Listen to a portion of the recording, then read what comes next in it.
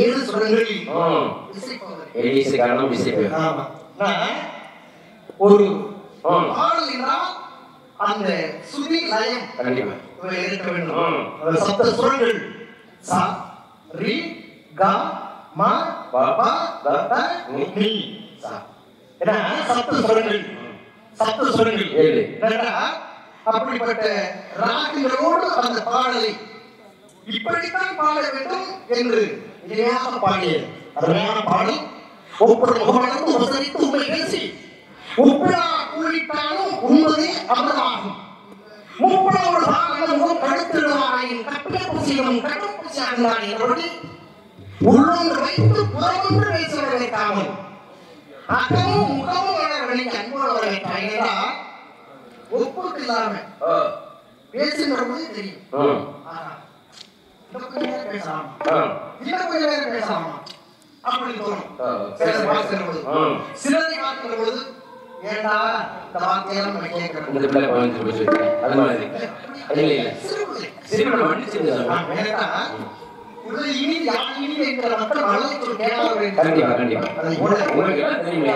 மாதிரி ஒரு குணத்தை பேச்சு ஒரு பக்கம். இப்படிப்பட்ட பாடல் வரவேற்பை கேட்கிற பொழுது அந்த வகையிலே நீ வாழ்கவே எந்த அன்பாய்த்தவே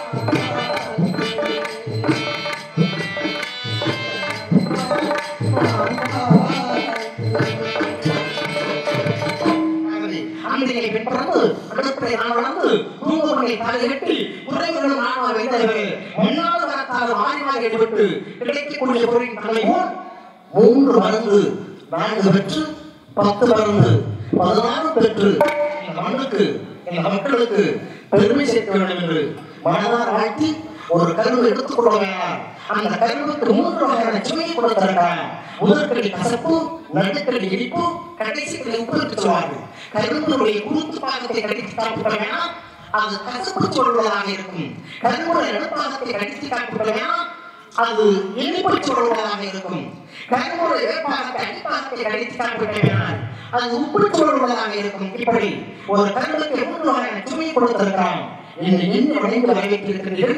வெள்ளை கைவிழுத்தி, வெள்ளை கைகொண்டு, வெள்ளை வளர்த்து வைத்திருப்பார், வெள்ளை அரியாசனத்தில் அரசுரை சரியாக சமைத்தாய் என்று சொல்லி போல என் தாய் தலைவாணிக்கு சமமா உன்னை நினைச்சு மதிச்சு வாழ்த்திருக்கேன். இருந்தால் உன்னை பற்றி எல்லா விஷயங்களும் தெரிந்தாலும் உன்னுடைய வாயால் கூற வேண்டும், நாளினால் சொல்ல வேண்டும், அதை செவ்வாறு கேட்க வேண்டும் என்ற காரணத்தாலே கதையின் முறைப்படி சொல்ல வேண்டும் என்ற காரணத்தாலே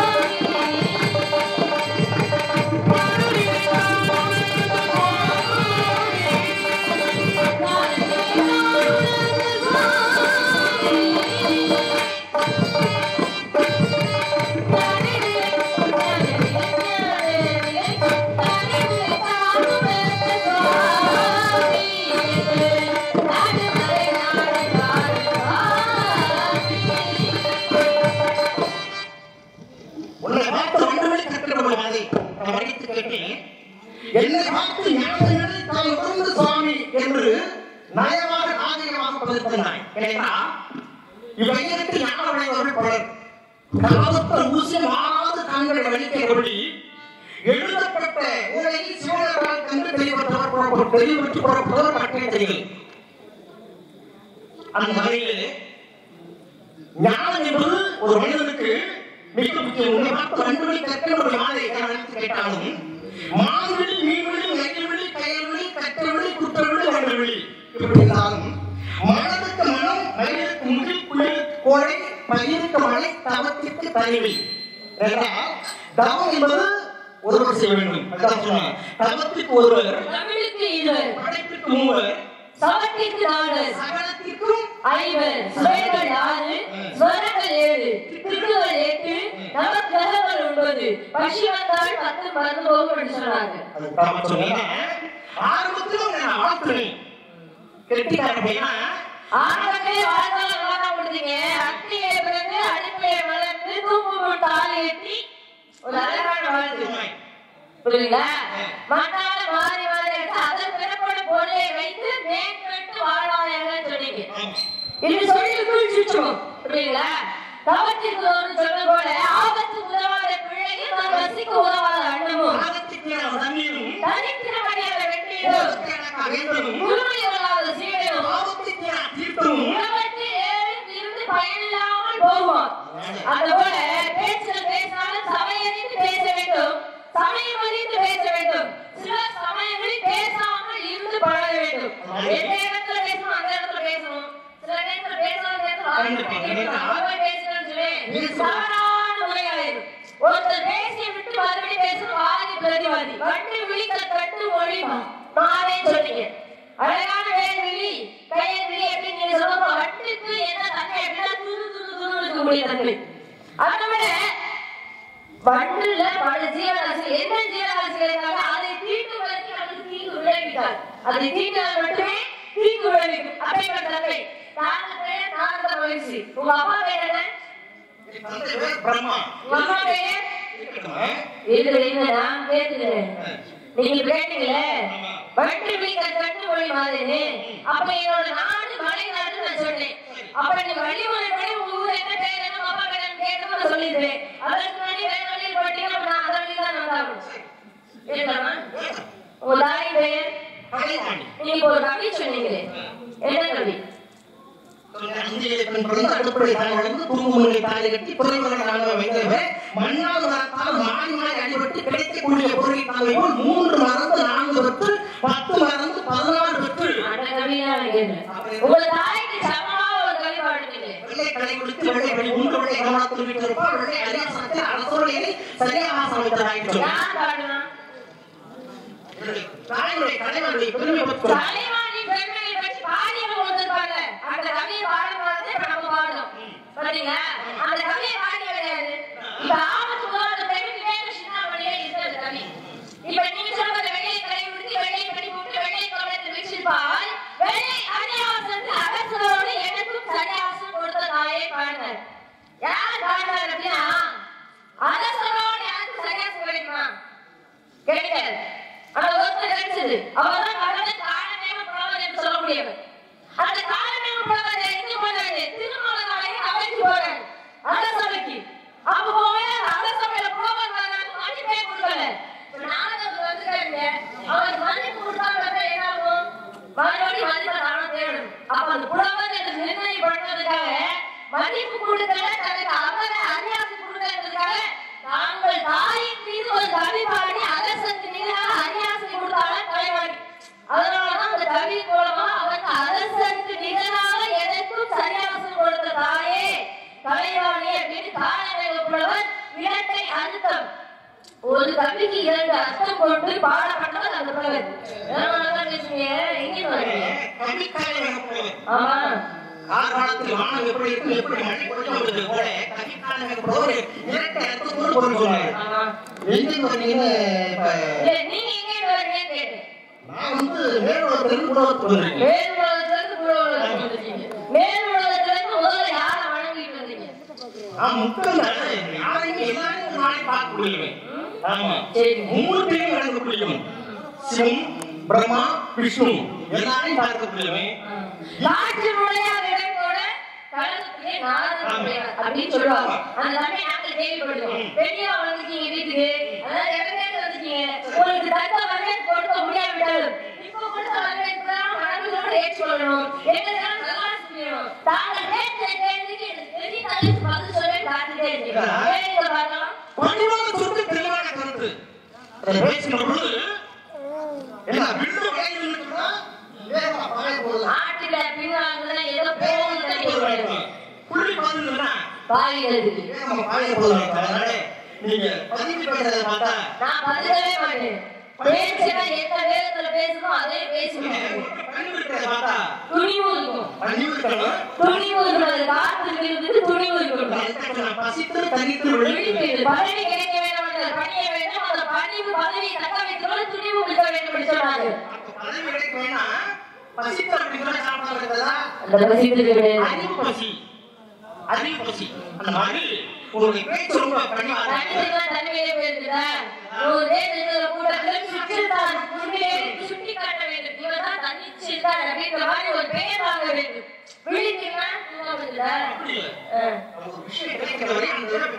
கொள்கை அடையும் வரை லட்சியத்தை அடையும் வரை இருக்க வேண்டும். படித்து பசித்து விழித்து தனித்திருந்து அப்படி பதவி கிடைக்கிறதுக்கு இவ்வளவு வேணும்.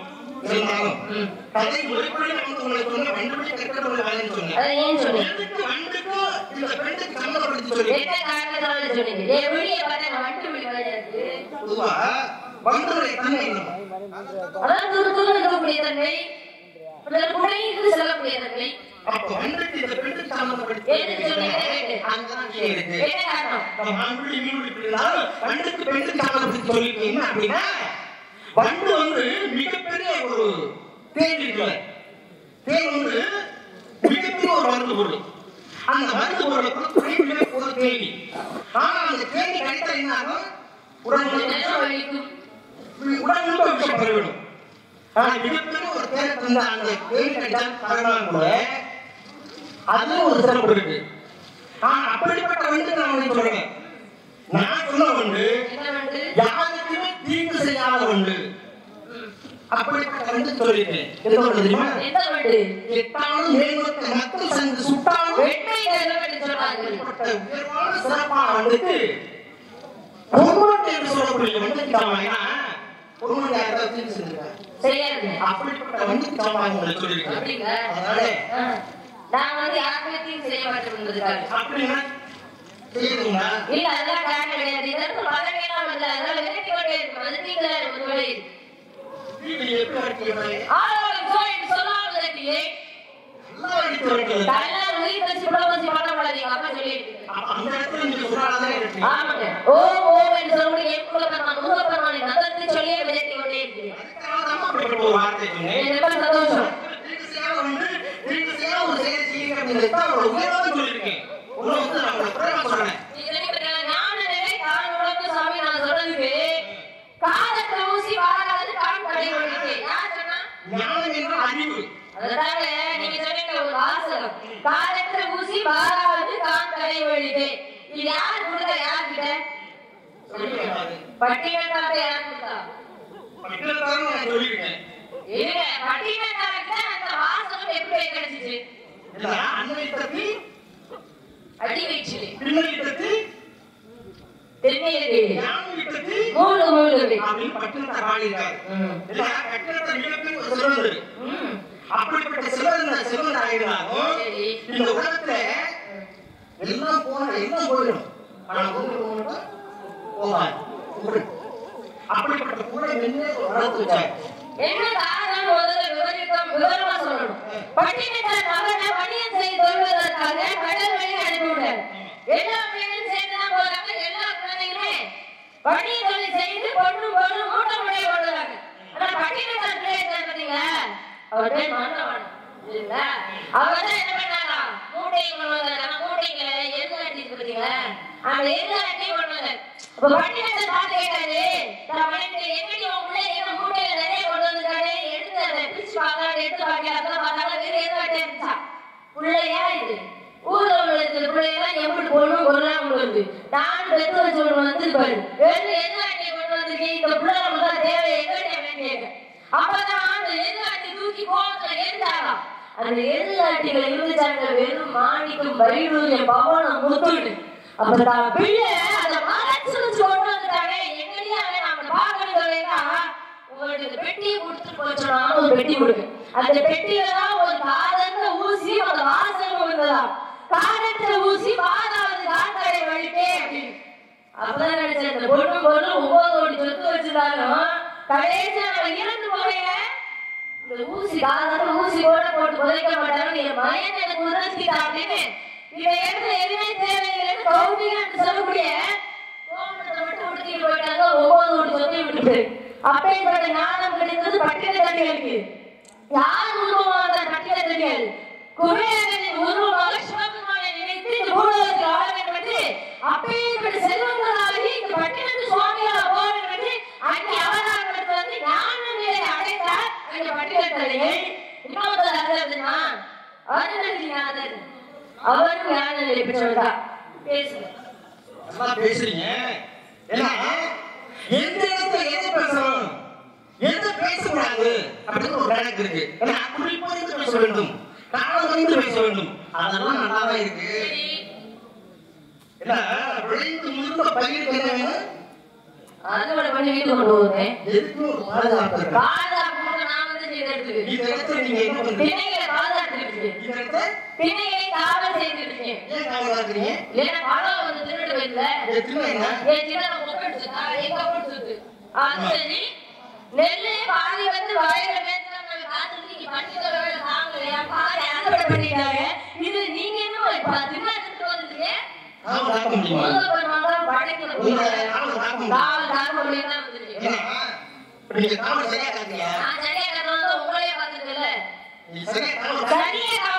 எப்பவுமே என்னையும் சரி என்னுடைய சாப்பிட பொருளையும் சரி சரியா காவல் காப்பேன்.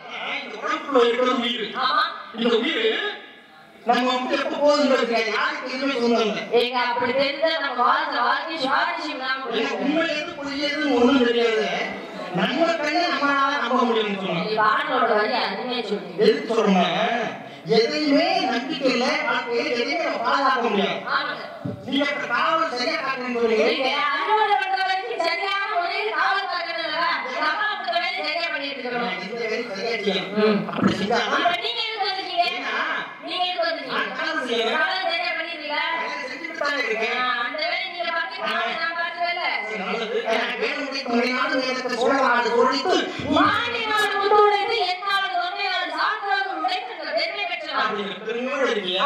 பெருமையோடு இருக்கிறதுனால காலத்தை நேரத்தை கருதி கொஞ்சம் நேரமா உங்களை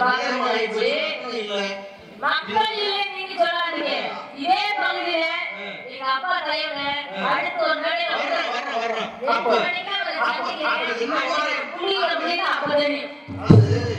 அதிகமா பேசுவதை விட செயலை காட்ட வேண்டும்.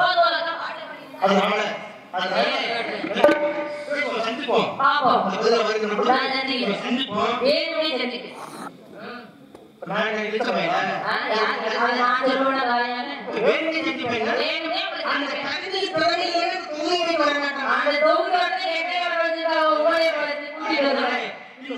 பருவத்துக்கு போதா ஒரு வரன் உங்களுக்கு மாப்பிள்ளை பார்த்து